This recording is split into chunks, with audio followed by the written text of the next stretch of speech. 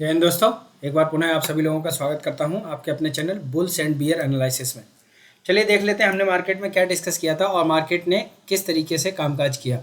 तो कल जो मैंने निफ्टी में बोला था वो ये बोला था कि जब से ही हमारे इस रेसिस्टेंस लेवल जो है उसके ऊपर जब भी मार्केट जाएगा तो वहाँ पे हम एक ट्रेड लेने की कोशिश करेंगे और ज़्यादा बड़े टारगेट नहीं, हम सिर्फ 100 पॉइंट तक के टारगेट लेने की कोशिश करेंगे और वो हमारे 100 पॉइंट के टारगेट लगभग 19,840 के आसपास तक के हो सकते हैं। मार्केट गैप अप खुला, गैप अप खुलने के बाद मार्केट ने आपको 15-20 मिनट में यहाँ पे फिर एक हल्का सा रिजेक्शन देके और फिर मार्केट ने आपको वो टारगेट दे दिए।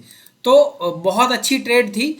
मैं ये और मान सकता था अगर ये थोड़ा और नीचे करीब 740 से लेकर 750 के बीच खुलती तो और भी अच्छी ट्रेड मानी जा सकती थी, लेकिन फिर भी हमको लगभग 80 से 70 से 80 पॉइंट मिल गए, जो कि एक घंटे के अंदर मिल गए, जो कि ठीक है, मैं उसको अच्छा मानता हूँ, कोई भी शिकायत नहीं है उस चीज़ से।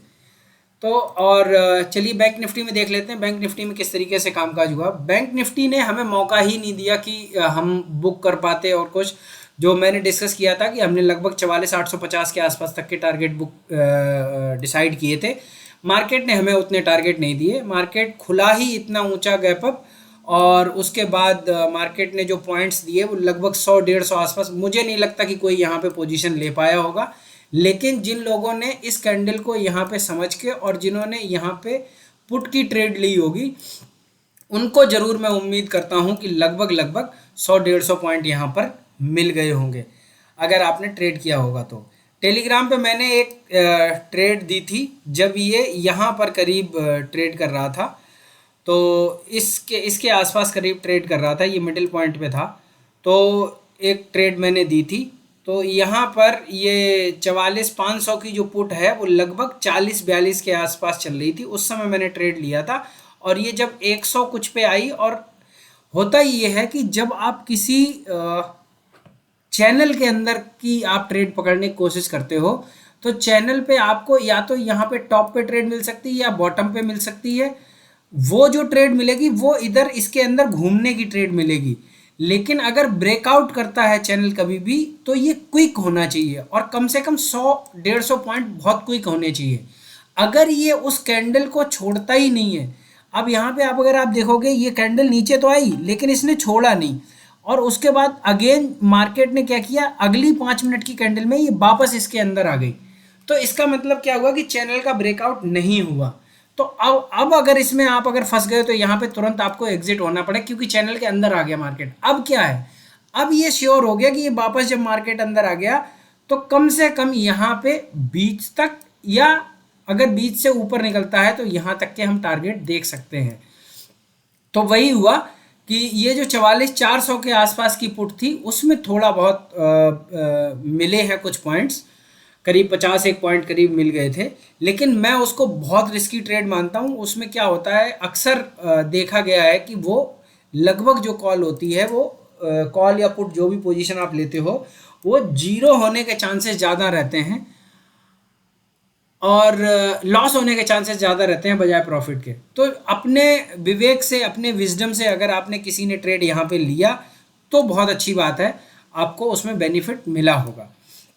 अब चलिए एनालिसिस कर लेते हैं कि कल हम किस तरीके से मार्केट हमारा ट्रेड कर सकती है। तो बैंक निफ्टी का ये चार्ट लगा हुआ है, अभी भी हम बैंक निफ्टी में उतने बुलिश नहीं हुए, लेकिन जो ट्रेड अगर लेनी है तो कल अगर इसके ऊपर जहाँ भी मार्केट हमें मिलती है, जैसे ही कल देखो, कल थर्सडे का दिन है, यानी कि वीक का फर्स्ट डे, एक्सपायरी का फर्स्ट डे है। तो फर्स्ट डे क्या होता है, जो मैंने आपको हमेशा से बताता आ रहा हूँ कि अगर मार्केट को वीक में ऑल द वे अगर नीचे जाना है तो मार्केट पहले ऊपर आएगा आपको ट्रैप करने के लिए, और अगर मार्केट को नीचे जाना है तो वो ऊपर आएगा, पहले आपको ट्रैप करेगा, फिर आपसे पोजीशन बनवाएगा, उसके बाद में आपको वो नीचे ले जाएगा।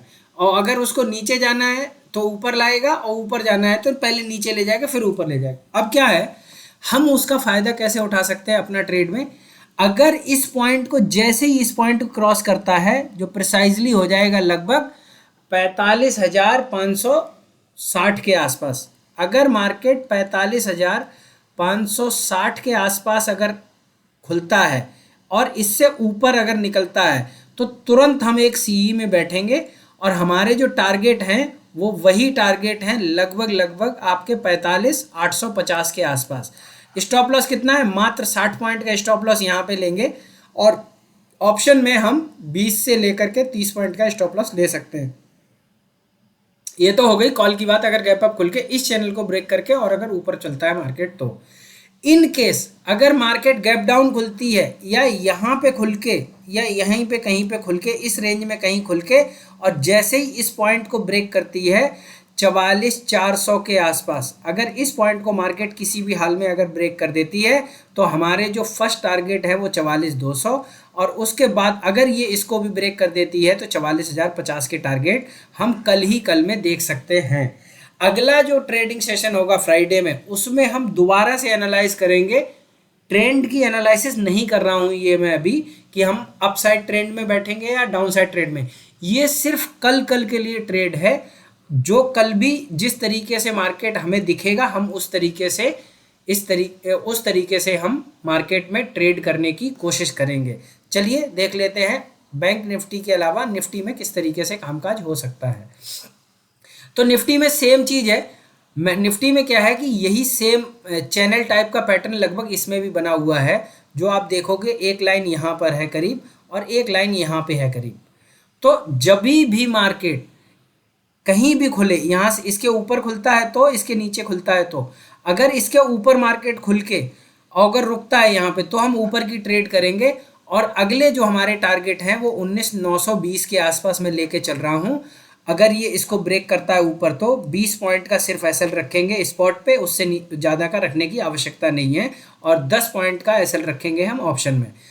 सेम चीज़ यहाँ पे अगर ये इस लाइन को किसी भी टाइम पे अगर ब्रेक कर देता है तो फिर हम 20 पॉइंट का एसएल डाल के और हम नीचे की ट्रेड लेंगे। पहले टारगेट हमारे 19,720 हैं और अगर ये नीचे को ब्रेक करता है तो कल में हम 19,660 के आसपास के टारगेट देख सकते हैं। इस तरीके से हमें निफ्टी में ट्रेड करना है। तो इस तरीके से ट्रेड करना है। अगर आप चैनल को पहली बार आए हैं तो चैनल को सब्सक्राइब करिए। अगर आप रेगुलर देख रहे हैं तो कोशिश करिए कि आप लोगों तक शेयर कर सके। स्टेटस पे लगाओ, फेसबुक में डालो, व्हाट्सएप पे डालो, कहीं भी डालो, चैनल को शेयर करो। ठीक है, मिलते हैं नेक्स्ट वीडियो में। जय हिंद दोस्तों।